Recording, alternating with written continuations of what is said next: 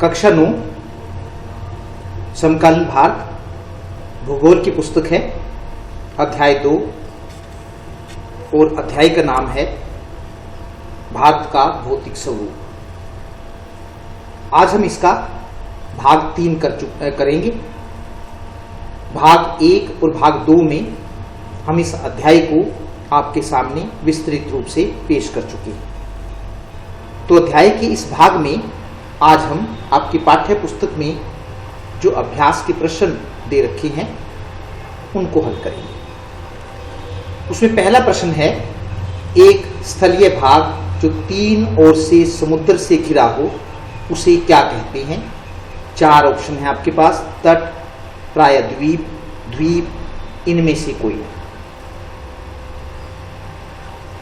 तो ये आप भारत का दक्षिण वाला हिस्सा देख रहे हैं। इसके पश्चिम की तरफ अरब सागर है, नीचे हिंद महासागर है और अगर पूर्व में जाएं तो बंगाल की खाड़ी है। तो ऐसा भूभाग जो 3 तरफ से समुद्र से घिरा हो उसमें हमने आपको अध्याय 1 और 2 में बताया था कि उसको प्रायद्वीप कहते हैं। तो इसका सही उत्तर है प्रायद्वीप। अगला प्रश्न है, भारत के पूर्वी भाग में म्यांमार की सीमा का निर्धारण करने वाले पर्वतों का संयुक्त नाम क्या है? 4 ऑप्शन हैं, हिमाचल, पूर्वांचल, उत्तरांचल, इनमें से कोई। म्यांमार की सीमा का पूर्व में जाना है और म्यांमार देखना है कि सीमा का निर्धारण करने वाले पर्वतों का संयुक्त नाम क्या है। दिहांग नदी के पास हिमालय एकदम दक्षिण की तरफ मुड़ जाता है और कम ऊंचाई की पहाड़ियों की एक श्रृंखला बनाता है। इन्हीं पहाड़ियों के समूह को पूर्वांचल कहते हैं। इन पहाड़ियों में पटकाई, बरेल, नागा पहाड़ियाँ, दुसाई पहाड़ियाँ तथा जम्पुई पहाड़ियों को शामिल किया जाता है। तो आगे इसमें आपको मानचित्र में दिखाया जाएगा। मानचित्र अगर आप देख रहे हैं तो ये हिमालय पर्वत है और जब यहाँ पर ये जो ब्रह्मपुत्र है ये दिहांग बन जाती है। आपको बताया था कि अरुणाचल प्रदेश में जब प्रवेश करती है तो इसके एकदम से जब ये इधर उत्तर आप देख रहे हैं पूर्व में जो हिमालय पर्वत है वो एकदम से दक्षिण की तरफ मुड़ जाता है और पहाड़ियों की छोटी छोटी पहाड़ियों की एक पूरी एक श्रृंखला बनाता है। ये आप राज्य देख रहे हैं, ये अगर ये देख रहे हैं तो ये नागालैंड है, ये राज्य जो है वो मणिपुर है और ये राज्य जो आप देख रहे हैं ये मिजोरम है। तो मिजोरम में मिजो हिल है, इसी प्रकार मणिपुर में मणिपुर हिल्स हैं, नागालैंड में नागा हिल्स हैं और ये आप एक और देख रहे हैं ये इसी के साथ लगती हुई ये पटकाई है। तो इन पहाड़ियों के जो समूह हैं इन पहाड़ियों के समूह को ही पूर्वांचल कहते हैं। तो इसका सही जवाब है जो, और ये इधर जो वाला जो है इधर म्यांमार लगता है। तो इन पहाड़ियों के समूह को पूर्वांचल कहते हैं। तो सही उत्तर है इसका पूर्वांचल।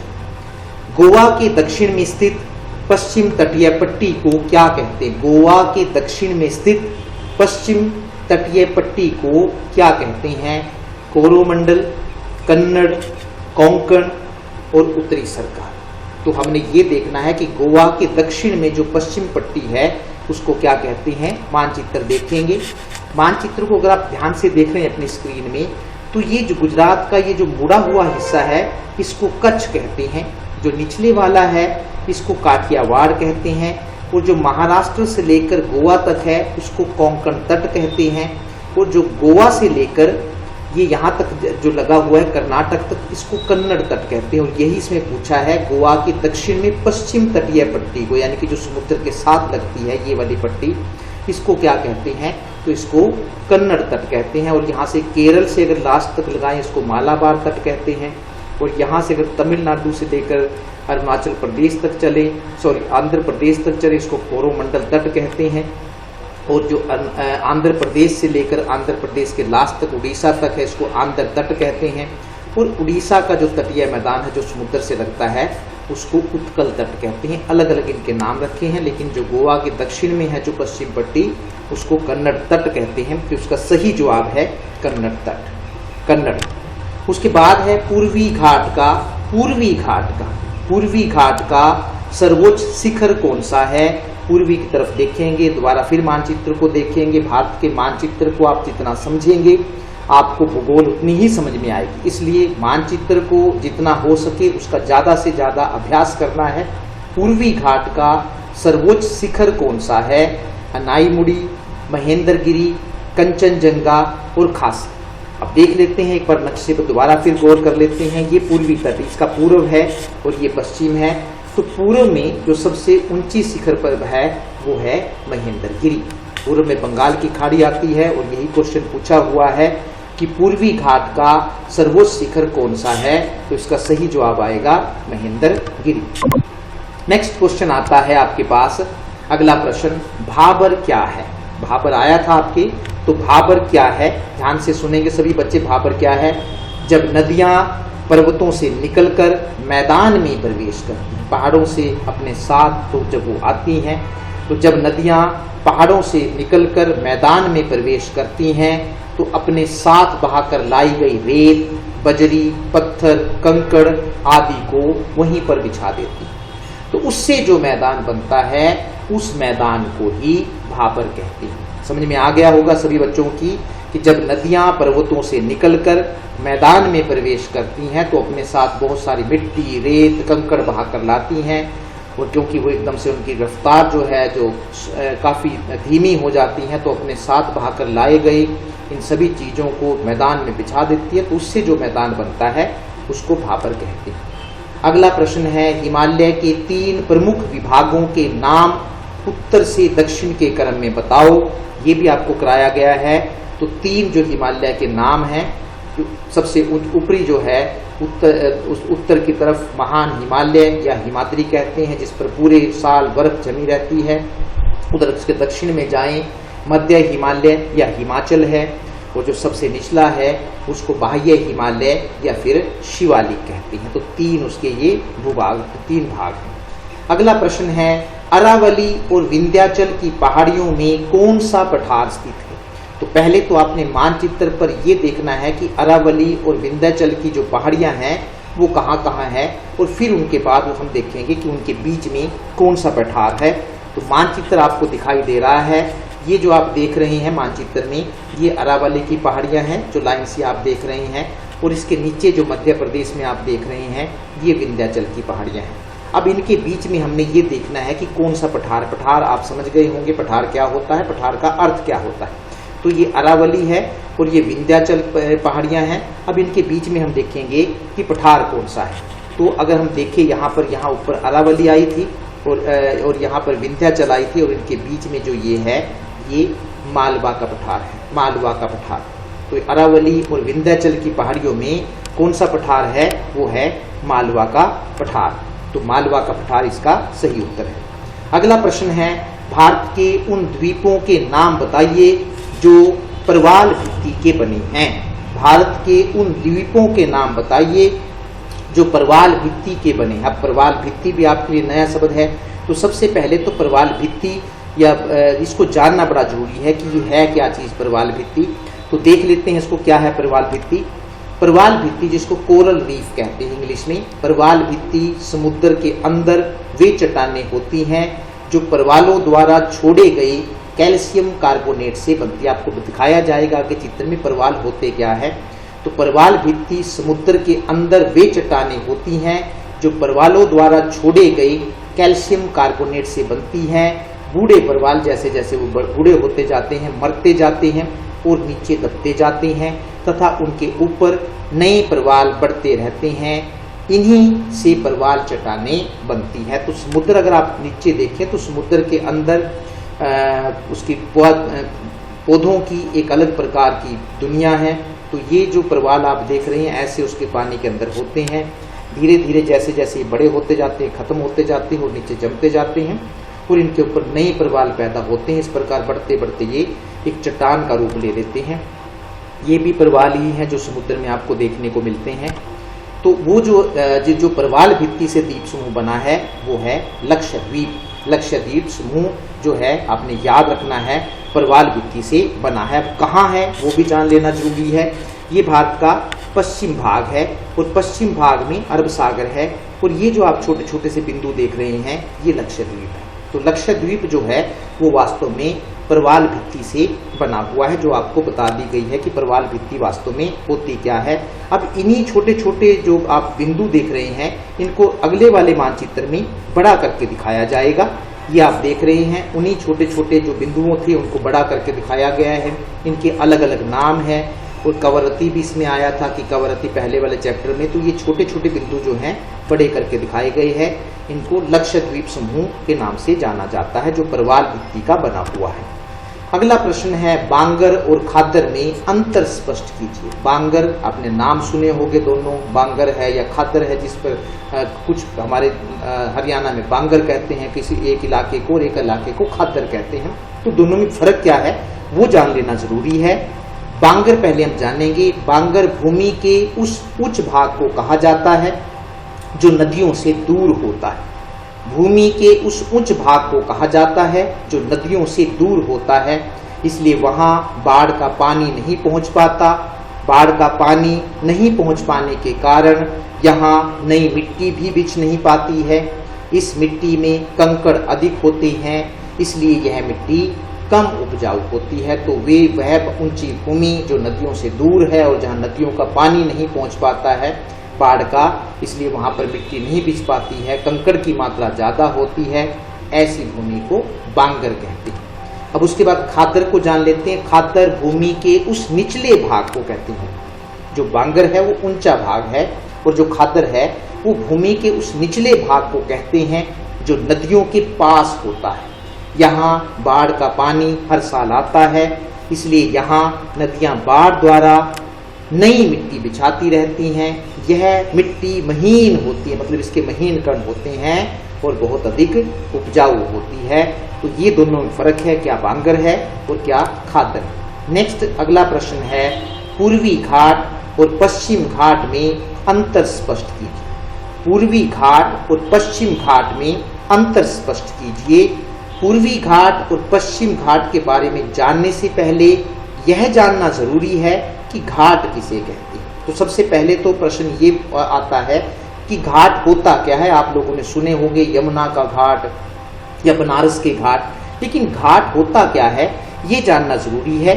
समुद्र या नदी तक नीचे पहुंचने वाली चौड़ी सीढ़ी को घाट कहते हैं, जिससे एकदम से जब भूमि ऊंची हो और नीचे पानी हो तो पहुंचने का जो रास्ता होता है, समुद्र या नदी तक पहुंचने वाली सीढ़ी को घाट कहते हैं। अगर आप ये देख रहे हैं, ये भूमि अगर हम देखें, वेस्टर्न घाट ये दिखाया हुआ है, और वेस्टर्न घाट से एकदम से जो उतरते हैं वो यहाँ से समुद्र शुरू होता है, तो इतने बड़े इलाके को हम घाट कहते हैं, ये घाट होते हैं।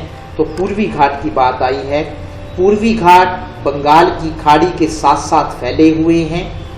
नदियों द्वारा कट जाने के कारण यह घाट अलग अलग पहाड़ियों के रूप में दिखाई देते हैं। पूर्वी घाट की सबसे ऊंची चोटी महेंद्रगिरी है, जो हम आपको पिछले नक्शों में दिखा चुके हैं। तो बंगाल की खाड़ी के साथ साथ जो घाट फैले हुए हैं उनको हम पूर्वी घाट कहते हैं। ये आप मानचित्र देख रहे हैं, और ये घाट है। फिर आप ये देख रहे हैं, तो ये पूर्वी घाट है। बीच बीच में नदियां इनमें से निकलती रहती है और समुद्र में मिलती रहती हैं, इसलिए आपस में क्योंकि कट गए हैं, इनके कटने के कारण यहाँ पहाड़ियाँ बन गई है, तो इसको ये पूर्वी घाट है जो बंगाल की खाड़ी में। इसी प्रकार पश्चिमी घाट उत्तर से दक्षिण तक अरब सागर के समांतर फैले हुए हैं। यह घाट पर्वतों की एक लंबी श्रृंखला बनाते हैं। पश्चिम घाट की सबसे ऊंची चोटी अनाईमुड़ी है। ये भी हम आपको दिखा चुके हैं कि अनाईमुड़ी वास्तव में कहाँ है, तो जो पश्चिम की तरफ है और अरब सागर में है। तो इधर अगर आप देखें, ये अरब सागर है। इस अरब सागर के साथ साथ ये जो आप लाइन देख रहे हैं ये पश्चिमी घाट की है। तो इस प्रकार घाट भी आप समझ गए हैं। और पूर्वी घाट कौन से हैं, बीच में से कटे हुए हैं क्योंकि नदियां इनमें से निकलती हैं, और इधर वाले जो हैं पश्चिम की तरफ वो पश्चिम घाट है। अगला प्रश्न है, भारत के प्रमुख भू आकृतिक विभाग कौन कौन से हैं। इस प्रश्न का उत्तर हम आपको अध्याय 1 में करा चुके हैं। भारत की भौगोलिक आकृतियों को मुख्य रूप से 6 भागों में बांटा जा सकता है, और वो 6 भाग कौन कौन से हैं। हिमालय पर्वत श्रृंखला, उत्तर का मैदान, प्रायद्वीपीय पठार, मरुस्थल, तटीय मैदान और द्वीप समूह। तो इस प्रकार से हम भारत की भौगोलिक आकृतियों के आधार पर उसका विभाजन करें तो हम उसको 6 भागों में बांट सकते हैं। अगला प्रश्न है, भारत के उत्तरी मैदान का वर्णन करो। उत्तरी मैदान बताया है आपको, लेकिन फिर भी वर्णन कर लेते हैं। उत्तरी मैदान 3 प्रमुख नदियों सिंधु, गंगा और ब्रह्मपुत्र तथा इसकी सहायक नदियों से मिलकर बना है। यानी कि जिस पूरे बड़े इलाके में ये नदियां बहती हैं और अपने साथ लाई हुई मिट्टी को बिछाती हैं, उससे उत्तरी मैदान बना है। तो उत्तरी मैदान 3 प्रमुख नदियों सिंधु, गंगा और ब्रह्मपुत्र तथा इसकी सहायक नदियों से मिलकर बना है। लाखों सालों तक हिमालय से निकलने वाली नदियां यहाँ अपने साथ बहाकर लाए गए अवसादों में वही रेत, बजरी, कंकड़ सब कुछ इनको अवसाद कहते हैं, अपने साथ बहाकर लाए गए अवसादों को बिछाती रही, जिसके कारण इस उपजाऊ मैदान का निर्माण हुआ है। यह मैदान लगभग 2400 किलोमीटर लंबा, अंडरलाइन कर लीजिए, आपको कराया है, 2400 किलोमीटर लंबा और 320 किलोमीटर चौड़ा है। इस मैदान में सबसे ज्यादा जनसंख्या रहती है। जनसंख्या इसलिए रहती है क्योंकि उपजाऊ भूमि, पर्याप्त पानी और अनुकूल जलवायु के कारण यह मैदान कृषि की दृष्टि से भारत का सबसे अधिक उपजाऊ क्षेत्र माना जाता है।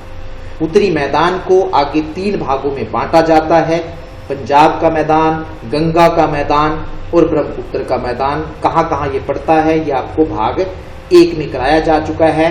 तो आप इस अध्याय का भाग 1 की वीडियो जरूर देखें ताकि आपको दोबारा इस बारे में पता चल सके।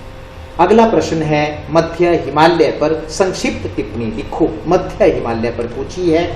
महान हिमालय या हिमाद्री के दक्षिण में स्थित पर्वत श्रृंखला को मध्य हिमालय, हिमाचल या निमन हिमालय के नाम से जाना जाता है। इन पर्वत श्रृंखलाओं की ऊंचाई 3700 मीटर से लेकर 4500 मीटर के बीच है। शिमला, धर्मशाला, मसूरी, डलहौजी जैसे पर्वतीय पर्यटक स्थल इसी श्रेणी में स्थित है, वो है मध्य हिमालय।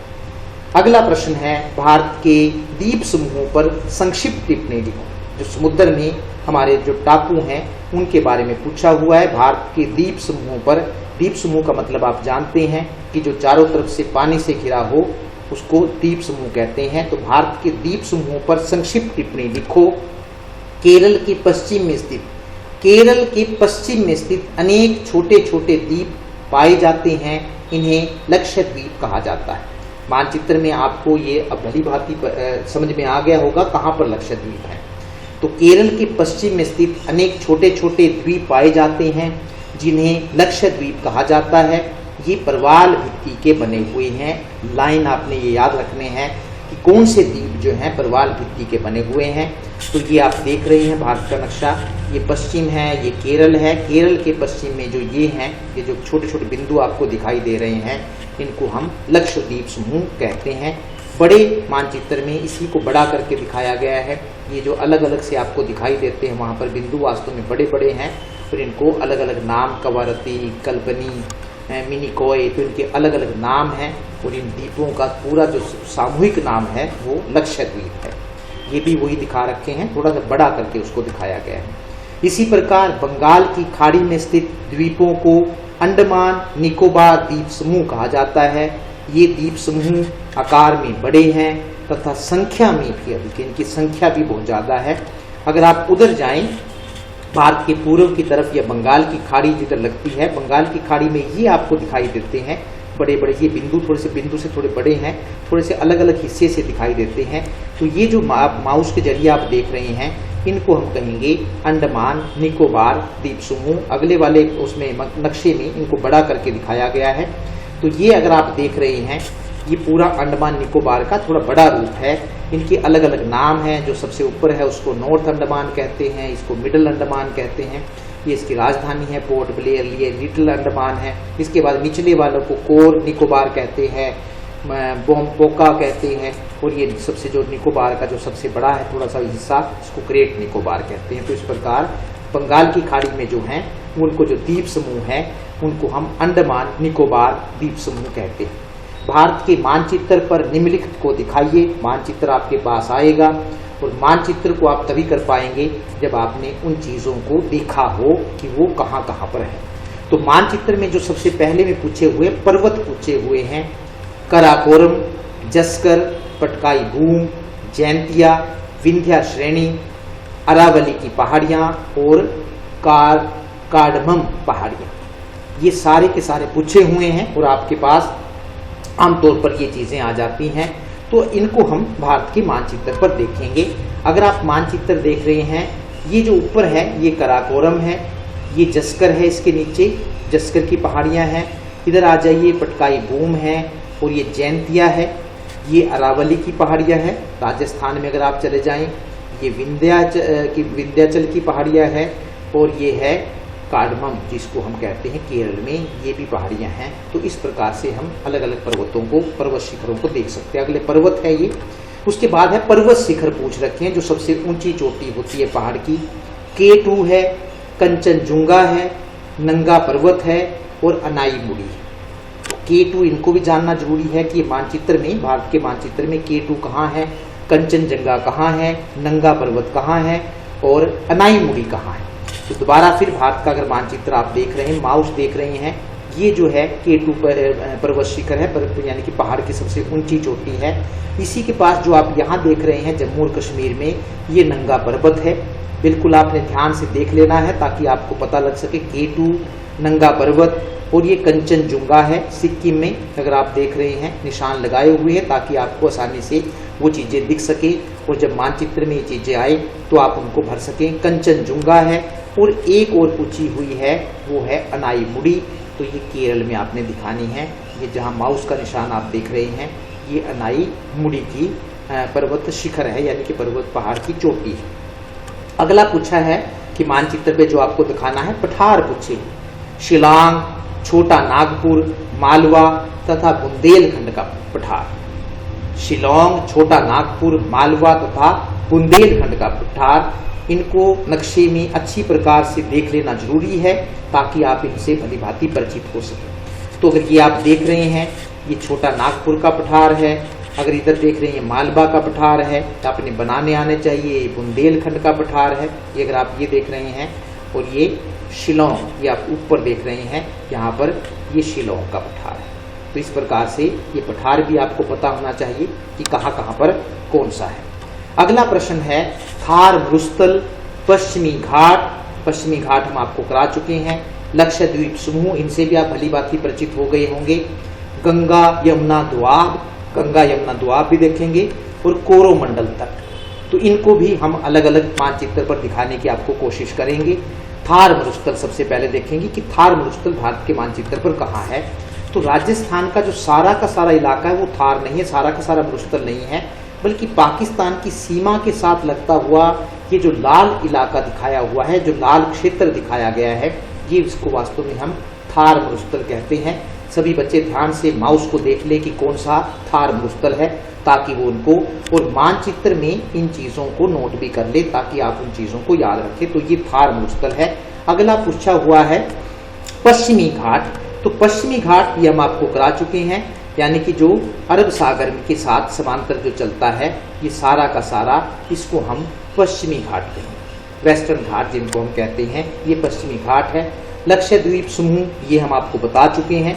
इधर से अगर आप चलिए उसमें पश्चिम में अरब सागर में, तो ये छोटे छोटे जो बिंदु हैं इनको हम लक्षद्वीप समूह कहते हैं। ये बड़े करके भी दिखाए गए हैं और पहले भी आपको दिखाए जा चुके हैं।